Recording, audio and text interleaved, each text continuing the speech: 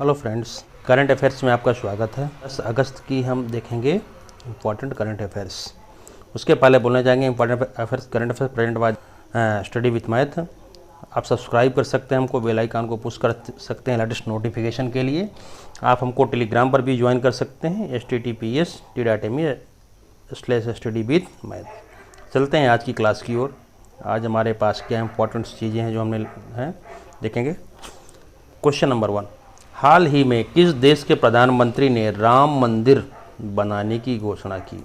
अभी अपना एक पड़ोसी देश है जिसके पीएम ने राम मंदिर बनाने की घोषणा की, एक विवादित बयान दिया। पाकिस्तान, इंडोनेशिया, नेपाल, बांग्लादेश। सही जवाब है नेपाल, ऑप्शन सी। नेपाल के प्रधानमंत्री केपी शर्मा ओली ने एक बार फिर दावा किया कि भगवान राम की जन्मस्थली नेपाल का चितवन जिला है। इसी जिले में मांडी नगर पालिका क्षेत्र है जिसका नाम अयोध्यापुरी है। जिसका नाम क्या है? अयोध्यापुरी है। शनिवार को ओली ने इस क्षेत्र के अधिकारियों को फ़ोन पर बातचीत की। उन्होंने राम, लक्ष्मण और माँ सीता की प्रतिमाएं लगाने का आदेश दे दिया। राम, लक्ष्मण और माँ सीता की प्रतिमा लगाने का आदेश दिया। ओली ने अफसरों को आदेश दिया कि अयोध्यापुरी को ही असली अयोध्या के तौर पर प्रोजेक्ट में प्रमोट करें। अयोध्यापुरी को ही असली अयोध्या के तौर पे प्रमोट करें। वो कौन सा देश है? उसका नाम है नेपाल। हाल ही में किस भारतीय अमेरिकी शोधकर्ता की याद में दौड़ का आयोजन किया गया? जो भारतीय अमेरिकी हैं जिनकी याद में दौड़ का आयोजन किया गया। शर्मिष्ठा सेन, माधुरी दीक्षित, प्रियंका चोपड़ा, इनमें से कोई नहीं। तो सही जवाब है ऑप्शन ए, शर्मिष्ठा सेन। शर्मिष्ठा सेन। भारतीय मूल की अमेरिकी शोधकर्ता शर्मिष्ठा सेन एक फार्मासिस्ट और अनुसंधानकर्ता थीं जिन्होंने मॉलिक्यूलर बायोलॉजी में पढ़ाई की और कैंसर मरीजों के लिए काम कर रही थी। मूल रूप से झारखंड के सिंदरी की रहने वाली थी और अरिंदम राय से शादी होने के बाद प्लानों में आकर बस गई। भारत मूल की अमेरिकी शोधकर्ता एवं एथलीट की याद में दौड़ का आयोजन किया गया। शुरुआत में जिसकी इसी माह के शुरुआत में हत्या की दी गई थी। क्यों किया गया? क्योंकि उनकी इसी माह के शुरुआत में हत्या कर दी गई थी। पुलिस के मुताबिक 43 वर्षीय शर्मिष्ठा सेन 1 अगस्त को हत्या की गई थी जबकि वह फ्लानो के चिस होम ट्रेल पार्क के पास जॉगिंग कर रही थी। किस दौरान हत्या की गई? जब वो मॉर्निंग में जॉगिंग कर रही थी, उसी टाइम उनकी हत्या कर दी गई। क्वेश्चन नंबर 3, हाल ही में किन दो देशों की दोस्ती को मिडिल ईस्ट को खतरा बताया गया? किसने बताया? अमेरिका ने। किन दो दोस्तों की दोस्ती है देशों की जो मिडिल ईस्ट के देशों के लिए खतरा है? Option A Bharat Nepal, option B चीन पाकिस्तान, ऑप्शन सी चीन ईरान, ऑप्शन डी श्रीलंका। सही जवाब है ऑप्शन सी, चीन और ईरान। चीन ईरान। अमेरिका ने दी चेतावनी, है ना। अमेरिका के जो रक्षा विशेषज्ञ मंत्री हैं, विदेश मंत्री हैं, माइक पोम्पियो। अमेरिका ने दी चेतावनी, चीन और ईरान की दोस्ती से मिडिल ईस्ट देशों को खतरा है। अमेरिका के विदेश मंत्री माइक पोम्पियो ने कहा कि चीन के ईरान में एंट्री के मध्य से पूर्वी देशों में अशांति फैलेगी। उन्होंने शनिवार को फॉक्स न्यूज़ को दिए इस इंटरव्यू में कहा कि ईरान जब भी आतंकवादियों को पनाह देने वाला दुनिया का सबसे बड़ा देश है और ऐसे में चीन के जरिए वहां पैसे और हथियार पहुंचाने पर इस क्षेत्र में अशांति बढ़ाने की आशंका है। रीजन क्या है? चीन के जरिए वहां पर हथियार पहुंचाए जाएंगे और अशांति फैलेगी। इसके बयान किसने दिया? Mike Pompeo. ये क्या है? विदेश मंत्री ऑफ यूएसए। क्वेश्चन नंबर 4, हाल ही में सऊदी अरब ने किस देश को कच्चे तेल की आपूर्ति पर रोक लगाई? सऊदी अरब एक कंट्री है जहाँ पे सबसे ज़्यादा कच्चा तेल निकाला जाता है करीब, तो उसने अभी कच्चे तेल की आपूर्ति पर रोक लगा दी। किस देश को लगा? उस देश का नाम बताना है। नेपाल ए, ऑप्शन बी चीन, option C Pakistan, option D Bharat. सही जवाब समझ चुके होंगे, ऑप्शन सी। सही जवाब है ऑप्शन सी, पाकिस्तान। सऊदी अरब ने पाकिस्तान को उधार तेल बैन ऑन ऑयल सप्लाई, उधार तेल देने पर रोक लगा दी है। दरअसल सऊदी अरब ने यह कदम पाकिस्तान के कश्मीर मुद्दे पर ऑर्गेनाइजेशन ऑफ इस्लामिक कंट्रीज को दो फाड़ करने की धमकी देने के बाद उठाया। ऑर्गेनाइजेशन ऑफ इस्लामिक कंट्रीज, है ना, ऐसा उसने धमकी दिया, इसलिए उसने ऐसा किया। घोर आर्थिक तंगी झेल रहे Pakistan suffering from economic crisis को उबरने के लिए इमरान सरकार ने क्या किया था? वर्ष 2018 में सऊदी अरब से 6.2 अरब डॉलर यानी करीब 46,000 करोड़ रुपए का कर्ज लिया था। कितना? 46,000 करोड़ कर्ज लिया।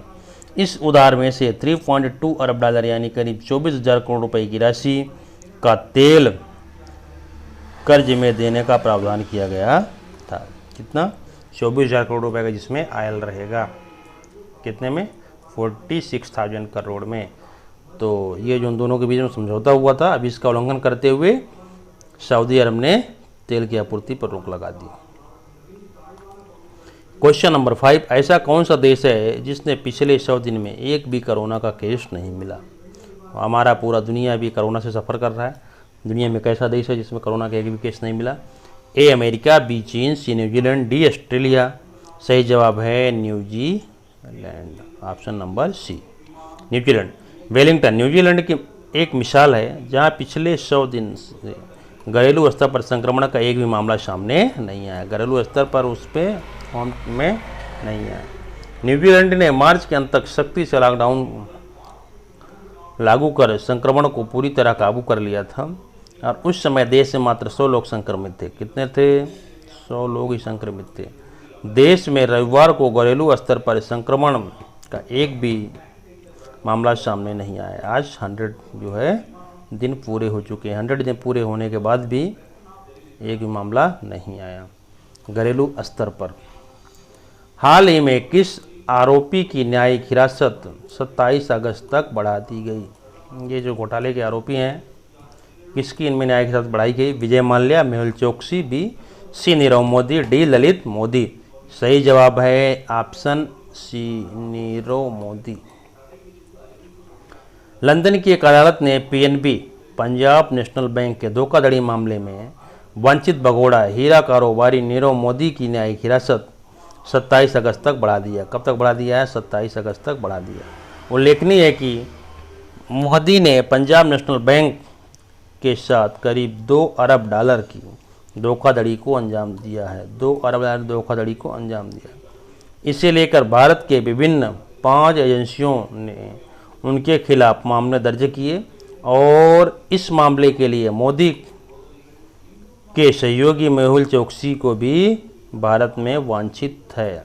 इस मामले में मेहुल चोकसी जो उसका करीबी रहा है या सहयोगी रहा है, उसको भी भारत पकड़ने के लिए सोच रहा है और इनकी जो है न्यायिक हिरासत 27 अगस्त तक के लिए बढ़ा दी गई। उनका नाम क्या है? नीरव मोदी।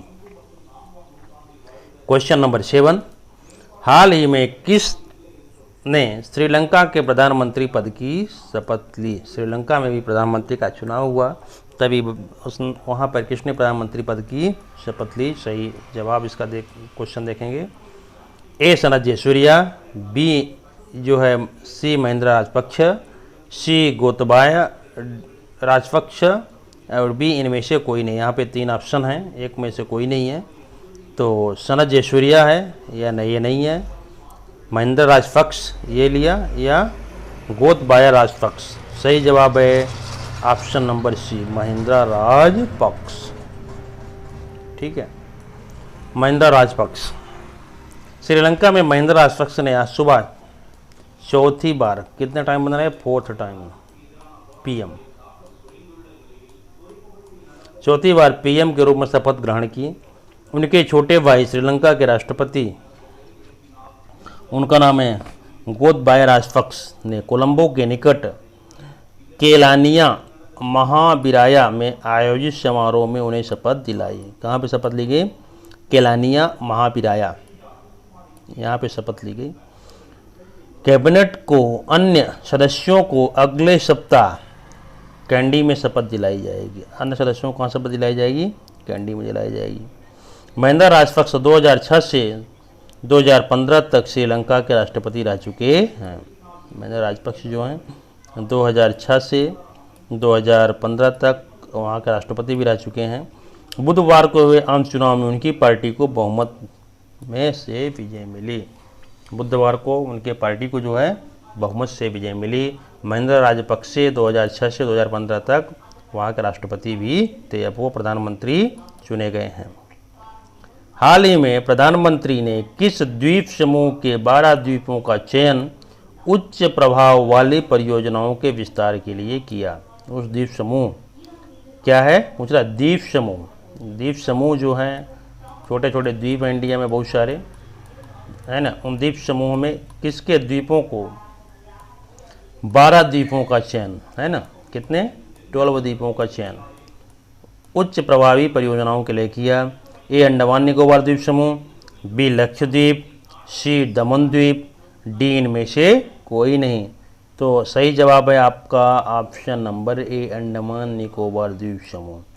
अंडमान निकोबार द्वीप समूह जो है इसके ये अरब की खाड़ी में आता है, तो इसमें इसके लिए या उन्होंने किया अरब सागर के लिए। प्रधानमंत्री नरेंद्र मोदी ने आज अंडमान निकोबार द्वीप समूह के 12 द्वीपों का चयन उच्च प्रभाव वाली परियोजनाओं के विस्तार के लिए किया। उन्होंने अंडमान निकोबार द्वीप समूह में भारत की जनता पार्टी के कार्यकर्ताओं को वीडियो कॉन्फ्रेंसिंग के माध्यम से संबोधित किया और कहा कि सरकार सामुद्रिक खाद्य पदार्थ, जैविक उत्पाद और नारियल आधारित उत्पादों के लिए उद्योगों पर जोर देगी। नारियल से रिलेटेड हैं, खाद्य पदार्थ से रिलेटेड हैं समुद्री, उनके लिए गवर्नमेंट वहाँ पर ध्यान देगी। उसका नाम है अंडमान निकोबार द्वीप समूह। अंडमान निकोबार द्वीप समूह की जो है उसको विकसित किया जाएगा।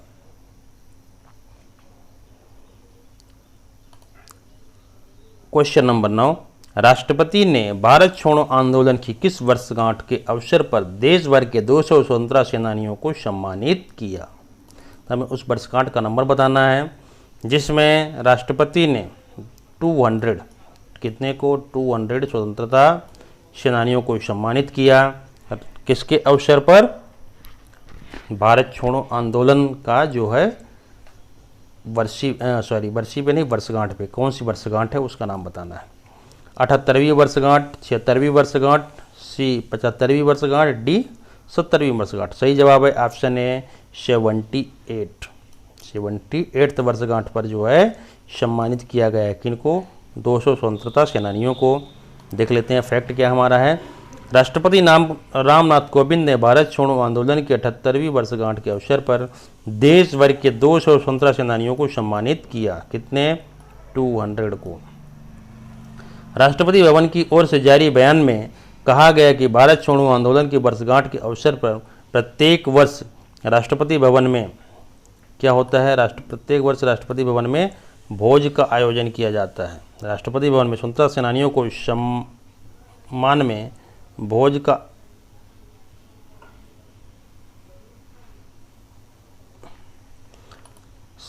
आयोजन किया जाता है। इस बार आयोजन कोविड महामारी की वजह से नहीं किया गया। इस दिन वर्ष 1942 इसी दिन है ना, वर्ष 1942 को महात्मा गांधी ने ब्रिटिश शासन को ख़त्म करने के लिए बिगुल बजाया था और मुंबई में कांग्रेस के अधिवेशन में भारत छोड़ो आंदोलन की शुरुआत किए जाने का प्रस्ताव रखा गया था। इसीलिए इसको हम किसके रूप में मनाते हैं? हम मनाते हैं वर्षगांठ किसकी? भारत छोड़ो आंदोलन की। ये कौन सी वर्षगांठ हमने मनाई? अभी 78 नंबर की। अभी हमने भारत छोड़ो आंदोलन की 78 वर्षगांठ मनाई। क्वेश्चन नंबर 10, हाल ही में किस विभाग ने स्वतंत्रता दिवस के उपलक्ष्य में कल से स्वच्छता सप्ताह मनाने की घोषणा की या मनाएगा? उस डिपार्टमेंट का नाम बताना है जो कि स्वतंत्रता दिवस भी आ रहा है 15 अगस्त को, आप लोग जानते होंगे। तो उसके उपलक्ष्य में स्वतंत्रता दिवस वीक मनाएगा। ए रेल विभाग, बी मेडिकल विभाग, सी वाटर डिपार्टमेंट, डी वायुयान विभाग। सही जवाब है ऑप्शन ए रेल विभाग। जो रेल विभाग है ये जो है अभी क्या मनाने के लिए घोषणा किया है? क्या मनाएगा? स्वतंत्रता दिवस के उपलक्ष्य में स्वतंत्रता सप्ताह। उस डिपार्टमेंट का नाम है रेलवे डिपार्टमेंट। ऑप्शन ए सही जवाब। रेल विभाग ने स्वतंत्रता दिवस के उपलक्ष्य में कल से स्वच्छता सप्ताह मनाएगा। सप्ताह के दौरान विशेष सभी सफाई अभियान चलाए जाएंगे।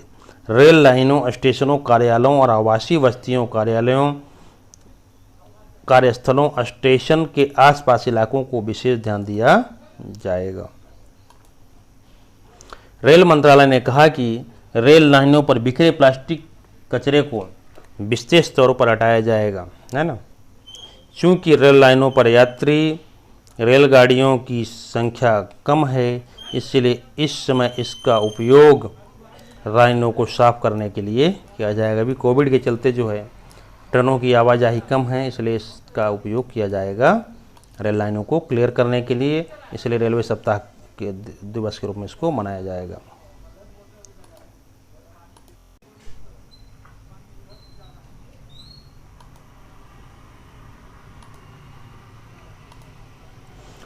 एक 11 सूचना और प्रसारण मंत्रालय ने किन फिल्मों का ऑनलाइन उत्सव आयोजित किया। हमें उस कैटेगरी की फिल्मों का नाम बताना है। ए एनिमेटेड फिल्म, एनिमेशन फिल्म है, बी राष्ट्रभक्ति फिल्म है, सी हॉलीवुड फिल्म है, या डी तमिल फिल्म है। तो सही जवाब इसका है बी, ऑप्शन बी आपका, राष्ट्रभक्ति फिल्मों का ऑनलाइन उत्सव आयोजित किया। किसने? सूचना और प्रसारण मंत्रालय ने। राष्ट्रभक्ति फिल्म सही जवाब। स्वतंत्रता दिवस के समारोह के हिस्से के रूप में सूचना और प्रसारण मंत्रालय ने राष्ट्रीय भक्त या राष्ट्रभक्त से संबंधित फिल्मों का ऑनलाइन उत्सव आयोजित किया। राष्ट्रभक्त से जो संबंधित फिल्में हैं उनका ऑनलाइन उत्सव आयोजित किया। सूचना और प्रसारण मंत्री प्रकाश जावड़ेकर ने एक वीडियो संदेश में कहा कि हमें स्वतंत्रता की 73 वर्षों को स्वतंत्रता दिवस के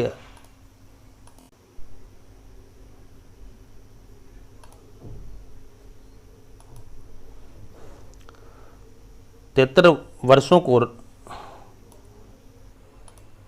राष्ट्रभक्त फिल्मों उत्सव के साथ मनाया जाना चाहिए। यह उत्सव महीने की 21 तारीख तक ऑनलाइन फ्री रहेगा, मनाया जाएगा। क्वेश्चन नंबर 12, हाल ही में व्यापारिक दिवस के अवसर पर व्यापारियों को इसने संबोधित किया। ये पीयूष गोयल, बी राजनाथ सिंह, सी अमित शाह, डी अरविंद केजरीवाल। सही जवाब है ऑप्शन ए पीयूष गोयल। वाणिज्यिक और उद्योग मंत्री पीयूष गोयल ने व्यापारिक समुदाय को आह्वान किया कि वे आत्मनिर्भर भारत अभियान को सफल बनाने में जी जान से योगदान करें और राष्ट्रीय व्यापारी दिवस के अवसर पर आज व्यापारी समुदाय को वीडियो कॉन्फ्रेंसिंग से जरिए संबोधित करते हुए उन्होंने कहा कि भारत से बनी वस्तुओं को लोकप्रिय बनाने के लिए उन्हें ग्राहक जागरूकता अभियान शुरू करना चाहिए। क्या शुरू करना चाहिए? ग्राहक जागरूकता अभियान। उन्होंने एक अनुमान के आधार पर बताया कि 10 लाख करोड़ रुपए की मूल्य का आयात देश की वस्तुओं उत्पादन में आसानी से कम किया जा सकता है। उन्होंने व्यापारियों से प्रधानमंत्री के लोकल फॉर वोकल यानी स्थानीय वस्तुओं को अधिक महत्व देने पर आग्रह किया। ये किसने किया? पीयूष गोयल ने। क्वेश्चन नंबर 13, हाल ही में प्रधानमंत्री मोदी ने 1 लाख करोड़ की कौन सी योजना की शुरुआत की या उसी किस्त जारी की? कृषि infrastructure, B corona fund, C basic infrastructure, D education fund. सही जवाब है option number A. Option number 1 जो है कृषि इंफ्रास्ट्रक्चर के लिए पीएम मोदी ने 1 लाख करोड़ रुपए की योजना की शुरुआत की और उसकी किस्त जारी की। पीएम मोदी ने 1 लाख करोड़ रुपए की कृषि इंफ्रास्ट्रक्चर फंड के वित्त घोषणा की शुरुआत कर दी। खेती उपज के रखरखाव, ट्रांसपोर्टेशन और मार्केटिंग जैसे सुविधाओं को बढ़ावा देने के लिए मकसद से पीएम मोदी ने वीडियो कॉन्फ्रेंसिंग के जरिए कृषि इंफ्रास्ट्रक्चर फंड के तहत 1 लाख करोड़ रुपए की वित्तीय सुविधा को लॉन्च कर दिया। इस दौरान उन्होंने पीएम किसान स्कीम के तहत 8.5 करोड़ किसानों के अकाउंट में 17,000 करोड़ रुपए भी ट्रांसफ़र किए। उन्होंने 17,000 करोड़ रुपए किसानों के भी अकाउंट में ट्रांसफ़र किए। कितने परसेंट? 8.5 करोड़ किसानों के अकाउंट में पैसे ट्रांसफ़र किए। किसके साथ? कृषि इंफ्रास्ट्रक्चर स्कीम ये स्कीम के लिए उन्होंने 1 लाख रुपए नामित किया। सही जवाब है ऑप्शन ए। Question number 14। हाल ही में जनजातीय मामलों के मंत्री अर्जुन मुंडा ने किस राज्य में बाढ़ पीड़ितों के लिए मेडिसिन वैन को हरी झंडी दिखाई? अर्जुन मुंडा जो हैं तो किस राज्य के बाढ़ पीड़ितों के लिए मेडिसिन वैन को हरी झंडी दिखाई यानी चालू किया? असम ए, बी बिहार, सी केरला, डी उत्तराखंड। सही जवाब है ऑप्शन नंबर बी बिहार। जनजातीय मामलों के मंत्री अर्जुन मुंडा ने आज बिहार में बाढ़ पीड़ितों के लिए मेडिसिन वैन को हरी झंडी दिखाकर रवाना किया। इसके लिए जोरबाग स्थित ठाकुर द्वार ट्रस्ट के 15 लाख रुपए की दवाएं मुहैया कराएगा। कौन ट्रस्ट है? ठाकुर द्वार ट्रस्ट, जो कहाँ स्थित है? जोरद्वार में, ठीक है, जोरबाग में स्थित है। यह 15 लाख रुपए की दवाएं मुहैया कराएगा।